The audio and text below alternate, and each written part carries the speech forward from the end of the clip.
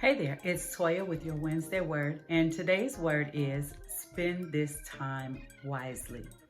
So many of us are either sequestered, self quarantined, um, under orders of shelter in place, or something like it.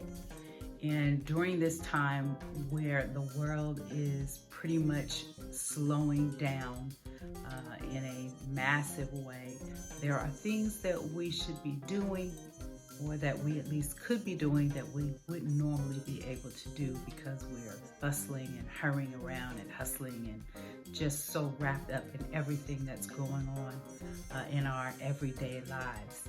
At this time, we are all given the opportunity to slow it down and do some other things. So I'm going to give you 5 things that you can do during this time as a believer, this time where perhaps you're home or your family is home, and while everyone is dealing with these same circumstances, the same type of situations, there are a few things that we can do to get through it with emotional soundness, with stability, and with determination and a peace. And so here they are. Number 1 is pray. I know that we say a lot of times that prayer is what we ought to do first, but it's not always the thing that we do first. And in the situation that we're in right now with this virus that has come to the state of being a pandemic around the world, it is important that we pray because, to talk about the virus, to take precautions, to do all of those things, that's fine, but we need to pray and we need to have conversations with God about what is going on in the earth. Getting our own directive individually, getting information is great about how to take care of yourself, but we also need to pray and find out what's going on in the spirit. We also need to turn our faces toward God, and we need to deny ourselves the ability to act as if he is not involved or not allow him to be involved. I hear so many people talking about how it's going to get worse before it gets better, but does it have to get as bad as we've seen it in other countries?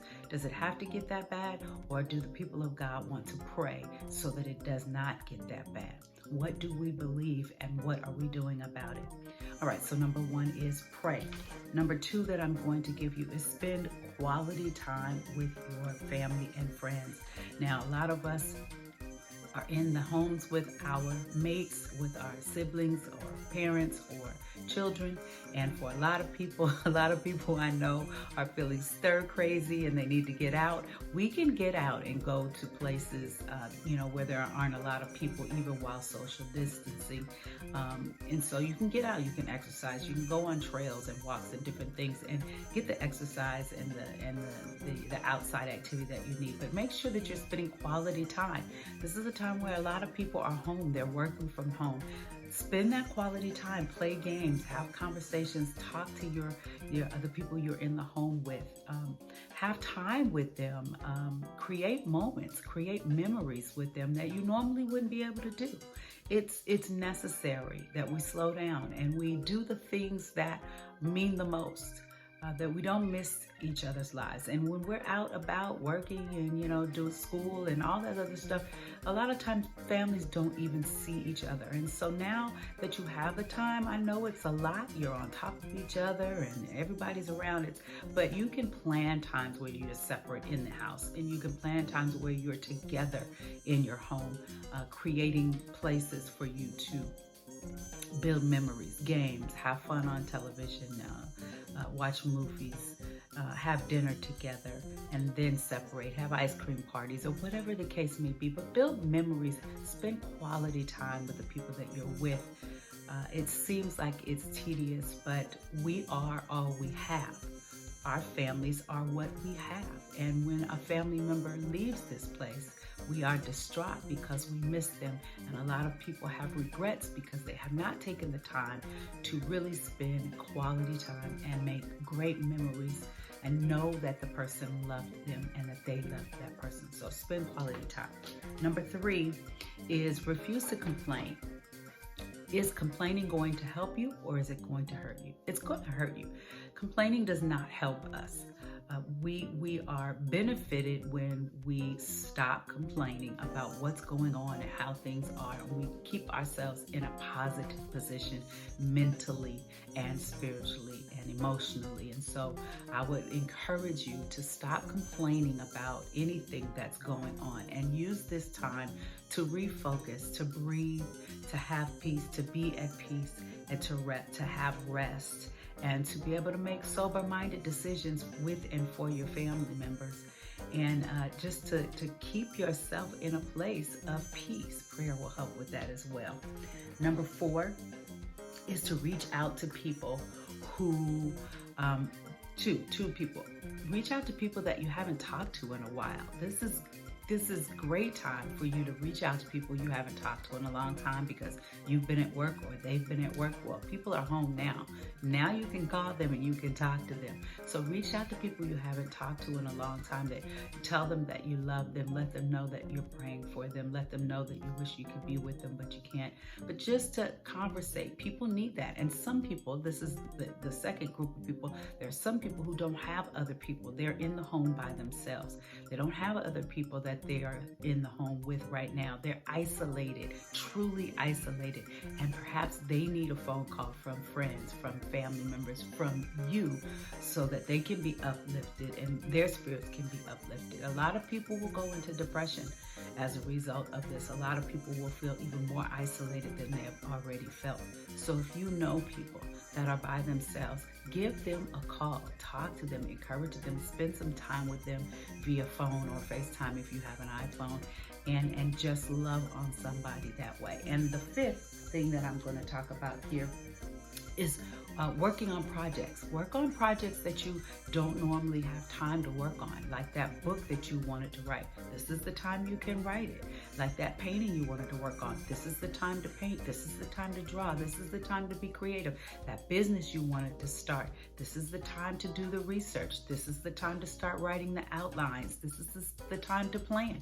You have extra time. Don't spend it binge watching movies or TV shows. I'm not saying you can't do that at all, but I'm saying don't waste all of this time binge watching movies, watching reality television show, watching other people live their lives when you're not truly living out the life you want to be living out, or the life that God is giving you to be living out. I heard a lady say that she was spring cleaning. It was a little early, but she was spring cleaning during this time because she was home. What are those projects that you can work on that can advance you and progress you in the areas that you want to have progression in your life? This is a time where everything has come to a halt to some degree, and you have the opportunity to have success.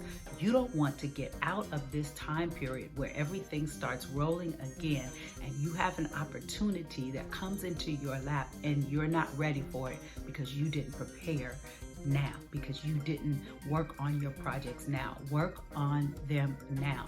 I'm going to be working on my screenplay. I have a screenplay that I wrote several years ago, and I need to tweak it. There's some things that need to be changed. I'm going to be working on that in the next few days. I'm going to be working on it regularly so that when things start rolling and the opportunities come, and I know the opportunity for me to get that screenplay is coming. So if I've got to be ready for it, so that's what I'm going to do. One of the things I'm going to do. So work on the projects that you need to work on so that when things start rolling again, because I do believe this is a lull, but there is going to be a time where we'll be back doing what it is that we, do on the regular basis, and things will churn, everything will churn again. Will you be ready for the things that are coming to you, the things that will progress you and take you where you want to be, the things that are going to help you? I do believe this is a hard and a trying time, but I do believe that all things work together for good for those who are called and love God and are called according to His purpose. And I do believe that there are going to be many people after this. I do believe that there's going to be this resurgence of the things that God has spoken into their lives to come to pass. But we need to be ready for those things, even in this time. Use this time. You're home, you're safe. Use this time to work on those projects and get things done so that your goals, your desires for the end of this year can come to pass when the opportunities come. All right, so that's 5 things, right? I said I was going to give you 5 things, and those are the 5. 1 is pray. 2 is spend quality time with the loved ones that you are with at home. 3 is refuse to complain. 4 is reach out to people who you haven't talked to or people that you know are isolated. And then 5 is to work on the projects that you need to work on. Don't waste this time. Don't waste this time. Have a great day. Blessings.